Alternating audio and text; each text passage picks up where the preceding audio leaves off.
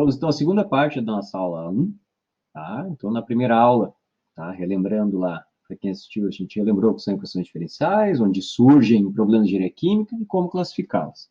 Então, para fechar essa primeira aula, vamos discutir um pouco sobre como geralmente são expressas, né, as soluções analíticas de equações diferenciais ordinárias, tá? E geralmente, assim como em problemas de interesse prático, como elas estão contextualizadas, o que a gente chama de problemas de valor inicial e problemas de valor de contorno.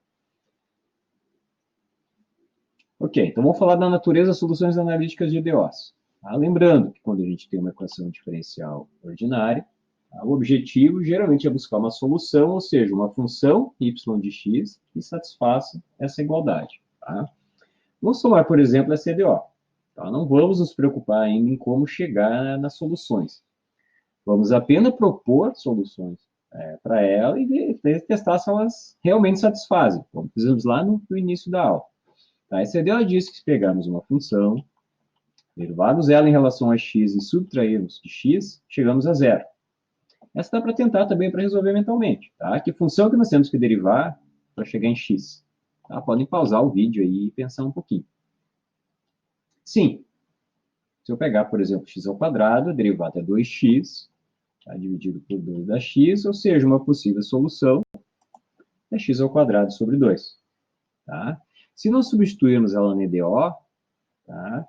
O que vai acontecer? Ó, tomamos a derivada de x ao quadrado sobre 2, ou seja, 2x sobre 2, tá? Vai dar x menos o x dá zero, ou seja, ela é uma solução. Tá? Então, essa aqui é uma solução dessa equação diferencial. Essa expressão é uma possível solução dessa equação diferencial. Porém, o que acontece se nós substituirmos essas outras duas funções na EDO? Tá? Podem testar. Na verdade, não precisa pensar muito, porque no que eu derivar elas aqui, essa constante vai subir e eu vou ter o mesmo resultado. Tá? Portanto, vocês vão ver que essas também, tá, são soluções para essa equação diferencial. Na verdade, se vocês pegarem x ao quadrado sobre 2 e adicionar qualquer constante, que a gente chama aqui, no caso de uma constante arbitrária, o resultado sempre vai ser uma solução para essa equação diferencial. Ou seja, com isso podemos concluir que não existe uma única solução, que existem infinitas soluções ou ainda uma família de soluções bem definida. Tá? E essa família de soluções é representada, então, dessa forma, tá? Onde C aqui pode assumir qualquer valor. Então, aqui, do lado direito, temos exemplos de curvas pertencentes a essa família de soluções, com diferentes valores de C. Tá? Todas são parábolas, né, deslocadas uma em relação a outra em direção y, tá? E todas satisfazem essa equação diferencial. E simplesmente diz que a derivada num ponto x genérico é sempre igual a x, que vale aqui, se vocês analisarem, para qualquer uma dessas curvas. Tá? Temos aqui no próximo slide um outro exemplo. Aqui já é uma equação de segunda ordem. Então, o que ela diz? Se eu pegar uma função y, derivá-la duas vezes, tá? E somar com ela mesma, a gente tem o valor de zero. Tá? Ou seja, que função que eu derivo duas vezes e obtenho a mesma, mas com sinal trocado? Tá? Podem pausar e pensar. É uma função aí, funções bem conhecidas de vocês. Uma possibilidade sendo de x. Tá? Para verificar a base, podemos testar. Basta inserir na equação diferencial, como a gente fez, ou seja, o y então vai ser colocado nessas duas posições aqui, essa solução proposta, e a equação tem que ser satisfeita. Então, vamos fazer isso. Ó. Então, trocamos aqui y por seno de x, que é a nossa possível solução. Tá? Então, temos a derivada segunda de seno mais seno. Tá? Então, essa derivada segunda a gente pode quebrar em duas partes, derivada da derivada. Então, a derivada de seno é cosseno.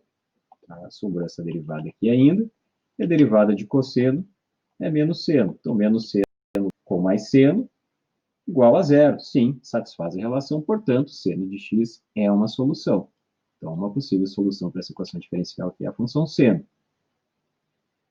Talvez algum de vocês possa ter pensado numa outra função, a parente aqui do seno, que é o cosseno. Podem testar, ela também vai satisfazer essa equação diferencial. Na verdade, é fácil de ver. A derivada de cosseno é menos seno, e a derivada de menos seno é menos cosseno. Somando com cosseno, então daria zero. Então, ela vai satisfazer. Então, portanto, ela também é uma solução. Ó, aqui já temos duas soluções diferentes para essa equação diferencial. Então, vocês podem testar essa aqui, ó. Tá? Que é uma... Basicamente, peguei essa, multipliquei por 3, somei com essa multiplicado por 2, vocês vão ver que também satisfaz a equação diferencial. Então, também é uma solução. Na verdade, qualquer combinação linear das soluções individuais obtidas nesse caso, como está representado aqui, ó, tá? É uma solução para essa equação diferencial, tá? Onde C1 e C2 são constantes arbitrárias. Tá? Então, note que nesse caso, novamente, temos não uma ou duas soluções, temos uma família de soluções possíveis para essa equação, porém, nesse caso, com duas constantes arbitrárias, diferentes do caso anterior, que tinha apenas uma constante. Tá? Então, aqui nós temos exemplos de diferentes soluções, tá, para essa equação diferencial, com diferentes, todas elas satisfazem essa equação diferencial, tá, com diferentes combinações aqui da constante C1 e C2. Tá. Portanto, tá, de uma forma genérica, nós podemos dizer que para uma dada EDO pode-se obter o que a gente chama de uma solução geral, ou seja, uma família de funções que vão satisfazer a EDO com N constantes arbitrárias, onde N é basicamente a ordem da EDO. Os exemplos dados, essas seriam as soluções gerais. Ó. Para essa aqui uma equação de primeira ordem, temos essa equação aqui, que a gente chama de solução geral, onde temos uma constante arbitrária, e para essa aqui, onde temos duas constantes arbitrárias. Tá? Então, como é uma equação de primeira, uma constante, segunda ordem, duas constantes. Esse é o comportamento esperado. Caso escolhemos uma solução específica dessa família de soluções, por um dado valor, ou conjunto de valores de constantes arbitrárias, temos o que chamamos de soluções particulares. Tá? Então, se eu pegar essa equação, aqui, essas três soluções aqui, tá, digamos, são membros da família de funções, né, da solução geral, então a gente classifica cada uma delas como uma solução particular. A mesma coisa vale para essa equação diferencial para essas outras três funções aqui, ó. Todas elas, tá, são resultantes daquela solução geral, portanto, são soluções chamadas de soluções particulares. Existe ainda um terceiro tipo de solução que não aparece nos exemplos anteriores, tá? Mas aparece em outras equações que chamamos de solução singular. Tá? A solução singular é uma solução, tá, para uma equação que não é obtida a partir da solução geral, diferentemente da particular. Por exemplo, essa equação aqui, ó. Essa seria a solução geral, com uma constante arbitrária, uma equação de primeira ordem, então tem uma constante arbitrária, e ela então satisfaz a equação para qualquer valor de C. Podem testar aí. Porém, essa equação, essa função aqui, ó, também satisfaz a equação diferencial. Também testem aí em casa, tá? Mas vocês notam que não tem como a gente expressar essa solução simplesmente colocando um valor de C aqui, ó. Não existe um valor de C que eu coloque aqui que me gere essa equação. Portanto, essa solução parte aqui é chamada de solução singular, tá? Qualquer uma que foge aí da solução geral. Essa equação também, tá, tem uma solução geral expressa dessa forma, tá, e uma solução y igual a zero, que a gente chama de solução singular, tá, que não pode ser obtida por nenhum... Não existe um valor de C substituído aqui que gere essa solução. Tá? Isso acontece aí para algumas equações não lineares, tá, e para lineares ela não ocorre, como a gente vai ver mais adiante. Então, resumindo, né, dado uma equação diferencial, nós podemos obter ou uma solução geral, que seria uma família de funções que satisfazem o EDO, uma solução que a gente chama de particular, que corresponde a uma membro, né, dessa família de soluções, ou ainda uma solução singular, é uma solução que não pode ser obtida a partir da solução geral. Tá? Em problemas físicos, tá, problemas de interesse prático, geralmente nós vamos buscar soluções particulares. Que satisfaça não somente a equação diferencial, tá, mas também satisfaça condições específicas para a função a ser determinada. Então, nesse contexto, surgem o que a gente chama de problemas de valor inicial e problemas de valor de cor. Tá? Que, em problemas de valor inicial, tá, nosso objetivo, então, vai ser resolver uma EDO, tá, que satisfaça, ou seja, obter uma função que satisfaça a equação diferencial e também o que chamamos de uma condição inicial. A condição inicial, ela consiste em informações sobre a função a ser determinada em um único ponto específico do domínio. Tá? Esse ponto específico, tá, em um ponto, esse ponto específico, geralmente corresponde à origem do sistema de coordenadas. Quando falamos da variável tempo, essa origem corresponde ao início do processo, como a gente podia pegar nesse gráfico, uma y como função de t. Tá? Daí que vem o nome de condição inicial. Então, por exemplo, aqui nós temos diversas soluções possíveis para uma EDO, a partir de uma solução geral, mas na prática queremos aquela que parta de um valor específico. Por exemplo, aquela que no tempo zero tem um determinado valor. Na prática seria, por exemplo, uma temperatura inicial do processo, uma concentração, uma velocidade, uma pressão. Então, a partir desse ponto, nós calculamos o que ocorrerá depois, ou seja, o comportamento dinâmico, uma y de t, tá? Que consiste então, em uma solução particular da equação diferencial, que passe especificamente por esse ponto. O número de condições requeridas depende da ordem da NDO. Tá? Então, a primeira ordem gera uma constante arbitrária, então precisamos de uma condição, tá, para determiná-la. Segunda ordem, duas condições, e assim vai. Importante ressaltar que, nesse caso da condição inicial, se a gente precisar de duas condições, elas têm que ser dadas no mesmo ponto, ou seja, num instante inicial. Por exemplo, em problemas de mecânica clássica que precisa de resolver, tipo queda livre, sistema massa-mola, tá? Precisa conhecer duas condições iniciais tipicamente, a posição e a velocidade inicial da partícula, do sistema, lembrando que a velocidade, por sua vez, é a derivada da posição. Ou seja, eu preciso conhecer tanto a função, a variável, como sua derivada no início, tá? Visto que a equação que governa a dinâmica, segundo a lei de Newton, é uma EDO de segunda ordem. Vamos voltar a esse exemplo mais tarde. Em PVCs, tá, em problemas de valor de contorno, nós temos uma diferença importante em relação a PVI.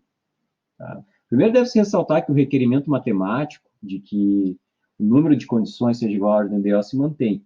A diferença é que essas informações a serem usadas, elas estão em posições diferentes do domínio. Essa é a diferença-chave. Então, por exemplo, aqui do lado, nós temos diferentes soluções de uma equação diferencial, tá, dentro de uma solução geral, e nós vamos buscar aquela, por exemplo, que passe por esses dois pontos nas extremidades do domínio. Tá? Ou seja, é onde a gente tem alguma informação sobre a função determinada. Como essas posições onde a gente tem informação conhecida geralmente estão associadas ao contorno, as extremidades do domínio, chamamos elas de condição de contorno, daí que vem o nome. Tá? Essas informações podem ser expressas em termos de valor da função, derivada da função, ou em uma combinação delas, como veremos na próxima aula, tá? Na aula 2. E a partir dessas duas informações, a gente determina, então, o que acontece no interior do domínio, calculando é o que chamamos, né, na engenharia química, de perfis de temperatura, concentração, velocidade. Tá? E, em geral, a gente vai ver que os PVs, então, estão relacionados a problemas, a processos transientes, enquanto os PVCs estão a problemas de sistemas a parâmetros distribuídos, onde essa propriedade de interesse varia ao longo do sistema. Então, vamos ver um exemplo de cada um, né, tradicional. Então, nós temos um exemplo aqui que consiste em determinar a resposta dinâmica de um reator CSTR, que a gente comentou lá na primeira parte da aula, ou seja, partindo de uma concentração CAIN, no tempo zero a concentração é dada por CAIN, até atingir um estado estacionário, um novo estado estacionário, no qual a concentração não varia mais com o tempo. Tá? Então, nós temos que resolver essa equação diferencial para tirar uma função CA de T. Tá? Essa equação a ser resolvida vem de um balanço de massa para o componente A no reator, tá? E, como derivada primeira, precisamos uma condição, que é a concentração no início do processo. Ao se resolver, chegamos nessa expressão, tá? Note que aqui, então, nós temos uma constante arbitrária, que tem que ser calculada tal que essa função satisfaça não somente a equação diferencial, mas também essa condição imposta. Tá? Então, como fazer esse cálculo a gente vai ver na próxima aula, tá? Que seria o resultado, então, uma solução particular desse problema, que, então, satisfaz tanto a equação diferencial, quanto a condição de contorno imposta. Tá? Na próxima aula, vamos aprender aí como fazer a determinação dessas constantes. Então, aqui temos alguns exemplos de solução. Todas elas satisfazem a EDO, mas satisfazem diferentes condições iniciais. Ou seja, eu estou simulando, calculando aqui o que acontece com o reator se eu parto de uma concentração inicial ICAN de 10, ou de 4, ou de 7, ou de 1. Então, isso é o que a gente chama de um problema de valor inicial. Aqui temos agora um exemplo de problema de valor de contorno. Tá? Consiste em determinar o perfil de concentração de uma espécie de uma partícula catalítica esférica, sendo que essa é capaz de difundir pelos poros do material e sofrer uma reação química. Essa seria a equação diferencial ordinária a ser resolvida, que vem de um balanço de massa diferencial para o componente A na partícula. Tá? E a solução deve satisfazer duas condições. Uma delas é a simetria no centro do domínio, tá? Matematicamente representado por uma derivada nula. Veremos na próxima aula, aula 2, o porquê disso. E uma outra questão é, vamos assumir que a gente conhece a concentração da superfície, ou seja, a partícula exposta ao reagente A tal que a concentração seja conhecida igual a CAS. Tá? Então, note que nós temos duas informações sobre a solução, ou seja, CA como função de R em dois pontos do domínio, no centro e na superfície. Tá? Ou seja, em contornos, tá? Portanto, caracterizamos como condição de contorno. Ao se resolver a equação diferencial, como ela é de segunda ordem, tá? Vai surgir uma expressão aqui com duas constantes arbitrárias, C1 e C2, tá? Que são, então, calculadas de forma a fazer com que essa solução satisfaça essas duas condições. E esse seria o resultado. Então, a solução desse problema de valor de contorno seria uma solução particular que satisfaz tanto a equação diferencial quanto essa restrição que foi imposta na origem e na superfície. Então, aqui temos alguns exemplos, né, de soluções obtidas para diferentes combinações desse parâmetro φ.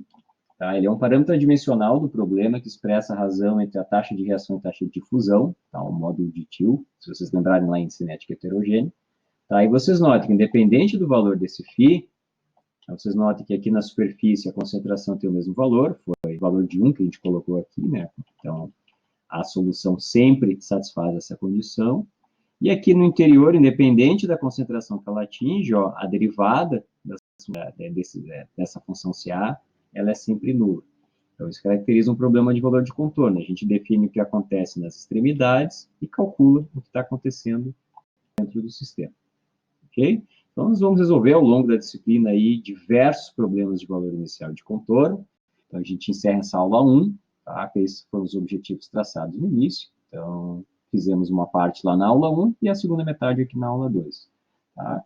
Então, qualquer dúvida em algum dos pontos, retorne quantas vezes achar necessário, tá? Ao determinado tópico de interesse. Tá? E vocês vão praticar muito disso, vai consolidar bastante aí nas nossas próximas aulas, o que a gente aprendeu hoje. Tá? Então, bons estudos.